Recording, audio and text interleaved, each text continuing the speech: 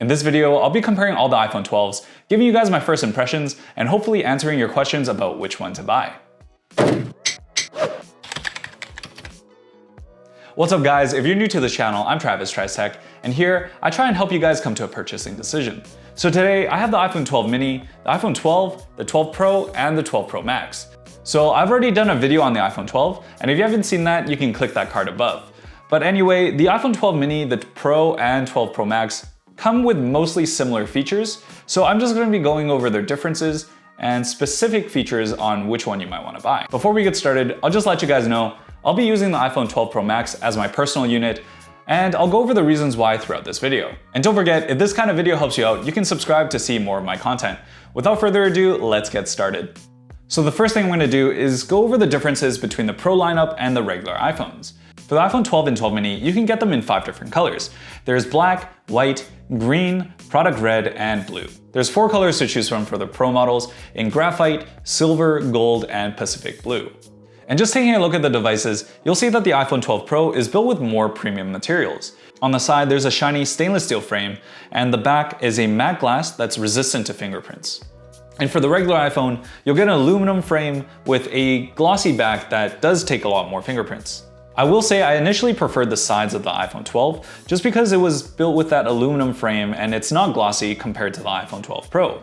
As you can see, the 12 Pro actually gets a lot of fingerprints on the sides. But over time, I preferred the shiny look to it and it does feel a lot nicer. And taking a look at the back, you'll see that the Pro models have an extra camera lens and that new LiDAR sensor. The extra lens is for the telephoto camera, which gives you 2x optical zoom. And that new LiDAR sensor improves capabilities in augmented reality and also gives you the ability to autofocus faster in low light situations. All 4 iPhones this year have the same IP68 waterproof rating. They'll all survive for 6-meter deep water for up to 30 minutes. And all the displays are protected by ceramic shield, offering up to 4 times better drop performance. All displays are using the Pro Retina XDR display, which is a high-resolution OLED panel. They all run at a maximum 60Hz refresh rate, but you'll see that they go up to 1000 nits brightness when viewing HDR content. But if you're not viewing HDR content, the iPhone 12 Pro and Pro Max actually has a brighter display. The iPhone 12 and 12 mini has a brightness of 625 when viewing typical content, whereas the iPhone 12 Pro and Pro Max goes up to 800 nits. And another key difference between the iPhone 12 Pro and regular iPhones is that it comes with more storage and RAM. The iPhone 12 Pro comes with 128 gigs of storage, and you can get one up to 512 gigabytes. Whereas the iPhone 12 starts at 64 and has a maximum of 256 gigs. Now, comparing the iPhone 12 and 12 Pro directly in the hands, I will say overall the iPhone 12 Pro feels much nicer. Sure, the iPhone 12 is lighter, and the softer aluminum frame isn't digging into my hands as much, but the iPhone 12 Pro's matte glass back makes a huge difference. And sure, technically a heavier phone is a downside, but I will say the heftiness definitely makes it feel more premium. With the general stuff out of the way, let's get into the specific differences between the iPhone 12 mini, 12, 12 Pro, and 12 Pro Max. Of course, the first thing you're going to notice is that they come in different sizes. The iPhone 12 and 12 Pro comes in at 6.1 inches, whereas the iPhone 12 mini is 5.4 inches, and the iPhone 12 Pro Max comes in at 6.7 inches. Now, I'm pretty sure this is the biggest iPhone yet, but somehow I'm still able to handle it pretty well in one hand. I do like that it's not that much wider than the iPhone 12, but it is significantly larger than the mini. From the front, you can see that it overlaps like that, and over onto the sides, you'll get a feel of the total length of them. I myself prefer using a larger screen, and kind of once you start using this for games or any kind of content, you can't really go back to a much smaller phone, let alone the iPhone 12 mini. And here they are compared directly overlapping. So the iPhone 12 Pro Max is more of a two-handed device. When you're typing, it's very difficult to reach the other end of the keyboard. At least I won't be able to do it very precisely. But typing on it with both hands makes it a very spacious keyboard. Whereas the iPhone 12 mini feels very comfortable to type with just one hand. I can reach any end of the keyboard, and for two-handed typing, it's actually not very cramped. And even though I went with the much larger iPhone 12 Pro Max, I really like the feel of the iPhone 12 mini. It feels very manageable, and of course you get the full iPhone experience all in one hand. But for the 6.1-inch iPhone 12 and 12 Pro, I actually don't really like how it feels in the hands. It's a little too wide where you can't really use it fully one-handedly, and the bezels actually feel rather large. Sure, I don't have the largest hands, but they're not small by any means. I just wish I could grasp the phone a little bit easier with one hand. So that's how they feel in the hands. But there's other features like sound quality and battery life that depends on the device size. Of course, for battery life, the iPhone 12 Pro Max has the biggest battery and the longest battery life. It's got 20 hours of video playback time compared to 17 hours on the iPhone 12 Pro and iPhone 12 and 15 hours on the iPhone 12 mini. Now, how it translates to real-world use is that I was able to use the iPhone 12 Pro Max for about a day and a half very comfortably, and about more than a day and a quarter for the iPhone 12 Pro and iPhone 12, and finally, just about squeezing through a day for the iPhone 12 mini. And for these tests, I was actually using my phone more than usual and on the more battery-consuming 5G. I didn't test them on a 4G network, but using a mix of Wi-Fi and 5G, I was pretty surprised by the battery life. And moving on to the sound quality of the speakers, I'm not too sure if there's actually physically anything different about the iPhone 12 Pro Max, but to my ears, it definitely sounds the best. Now, the differences in volume was quite subtle, but with the help of the sound meter, I could measure out exactly the difference in decibels.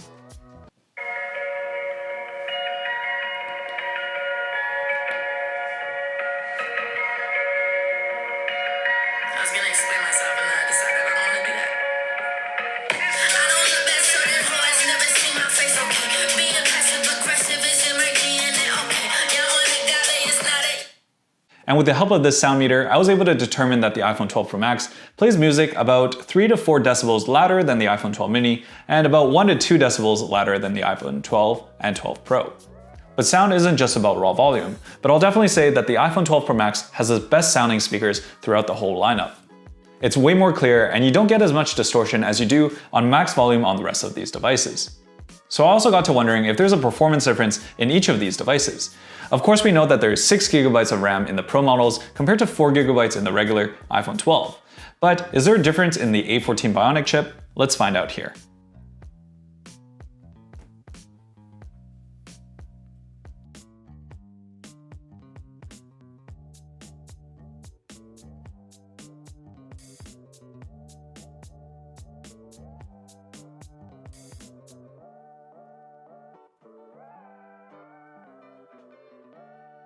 So that was the Antutu benchmark. Now, I'm not too sure which device I pressed first. I try to do it as simultaneous as we can, but I'll review that in the post or try and match it up somehow. But anyway, as you can see that the total scores are quite different. You'll see that the iPhone 12 Pro and 12 Pro Max has the highest scores out of the whole lineup. Now, of course, there is more RAM in the iPhone 12 Pro and 12 Pro Max, so there is a higher MEM score in these devices compared to the iPhone 12 and 12 mini. But if we just compare the iPhone's CPU and GPU score, it gives us some interesting results. The iPhone 12 Pro Max clearly wins above all the devices, but the iPhone 12 seems to be beating the iPhone 12 Pro in CPU, but the iPhone 12 Pro is beating the iPhone 12 in terms of GPU. And the worst of them all is that iPhone 12 mini. But in terms of usability situations, it really doesn't seem that different. There's also a chance that the performance suffered because this battery was on less than 20%. And the last thing we're gonna look at is that camera quality. So I'll flip over all the devices and give you guys a good look at the cameras.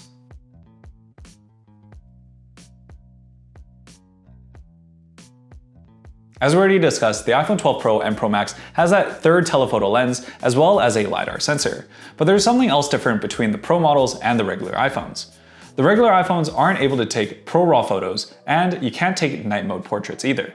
Apple ProRAW is the iPhone's new photo format that allows you to retain all the details in the photos and still have Apple's processing applied to the images. And night mode portrait is the ability to take those portrait photos with the extra bokeh and night handheld with long exposure. But even without that, the iPhone 12 and 12 mini takes excellent photos. They share the same camera system, and something to note is that all the iPhones got an upgrade in terms of their wide-angle lens. The wide-angle lens now takes in 27% more light for low-light photography. And the biggest difference actually comes in the iPhone 12 Pro and Pro Max cameras. Yes, you'll see that they have a 3-lens system each, but there's 3 key differences in these camera systems. The first one is that the telephoto lens has more zoom in the iPhone 12 Pro Max. There's a total of 5 times optical zoom on the iPhone 12 Pro Max, whereas there's only 4 times optical zoom in the iPhone 12 Pro. That means you'll be able to reach a little further in your photos with the Pro Max. The second big difference is that wide-angle camera. The wide-angle camera actually takes in much more light in the iPhone 12 Pro Max. They increased the sensor size in the iPhone 12 Pro Max this year, and along with that faster aperture, it's taking in somewhere like 80% more light. And I gotta tell you, it's actually really impressive what the wide-angle lens is able to do. Even taking night mode pictures is much faster on this phone just solely because it takes in more light. For example, I was able to take the same shot with a 1 second long night mode exposure compared to about 2.5 seconds on the iPhone 12 Pro. And the third and final thing is pretty impressive as well. The iPhone 12 Pro Max uses a different optical image stabilizer.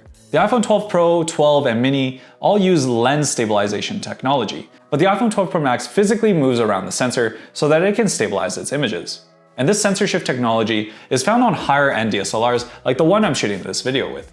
I'll go over some more photo and video examples in the next section of this video, but if you want to skip all that, you can find the timestamp down below.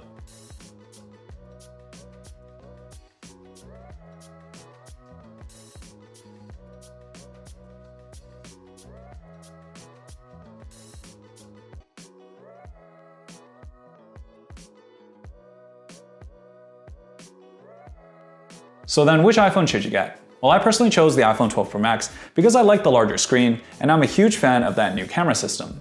The wide-angle lens takes in a lot more light and it's very noticeable in the photos. I think for most of you, you'll be picking between the iPhone 12 and 12 Pro, but keep in mind, the difference in price isn't that big. And for the extra money, you'll be getting double the storage, 2 GB more RAM, a third camera lens, and overall more premium materials. So I would definitely say go with a display size that suits your needs and then decide if you want to upgrade to the Pro or Pro Max for a better camera. Anyway, thank you guys so much for watching. If you like this video, leave a like down below, comment and we can talk more tech, and subscribe for more Travis Tries Tech. Peace.